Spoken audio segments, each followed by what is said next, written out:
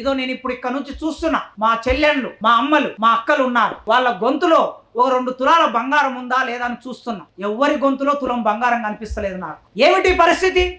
ఈ దేశంలో దళితులు 1 తులం బంగారం గొంతులో వేసుకునే అవకాశం ఎందుకు లేదు? మెడలో వేసుకునే అవకాశం ఎందుకు లేదు? మా బిడ్డలు ఉస్మాన్ యూనివర్సిటీకి వస్తూ ఉంటారు. మీ అందరి బిడ్డలు కొన్ని వేల మంది వస్తారు. క్లాస్ రూమ్లో కూర్చొని చూస్తే పాపం చిన్న గొలుసు, 1/2 తులం గొలుసు, 1/4 తులం గొలుసు కూడా వాళ్ళ మెడలో ఉండదు. ఒక చిన్న ఉంగరం కూడా ఉండదు. పేదరికంతో వస్తారు, చిక్కిన శరీరంతో వస్తారు. ఎందుకు ఈ పరిస్థితి ఉన్నది అంటే మాకెందుకు భూములు లేవు? ఆ భూముల్లో పంట ఎందుకు లేదు? మేము నాట్లేయకుండా, మేము కోత కోయకుండా, మేము కలవకుండా, మేము కుప్పగొట్టకుండా, మేము తూర్పార పట్టకుండా, మేము జల్లెడ పట్టకుండా మీ ఇండ్లలోకి ఏవైనా వస్తువులు వస్తాయా? మా గౌన్లన్నా చెట్టెక్కకుండా లొట్టి మీ ఇంటికి వస్తుందా? ఇన్ని పనులు ఎన్ని చేసినా ఈ పనులన్నీ మేము చేస్తున్నాం, కానీ ఉత్పత్తిలో మాకు భాగం లేదు. ఈ దేశ సంపదలో మాకు భాగం లేదు.